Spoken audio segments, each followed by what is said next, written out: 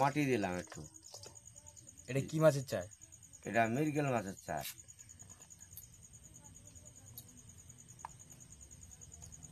এটা কি দিচ্ছ? এটা একটু মিষ্টির গাছ।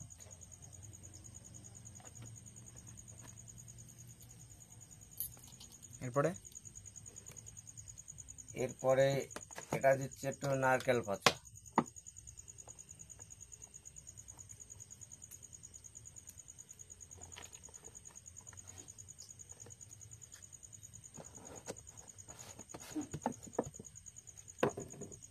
এটা হলো মৃগেল মাছের ফেভারিট খাবার। এটা মৃগেল মাছের ফেভারিট খাবার, যাকে বাংলায় বলে মেথা।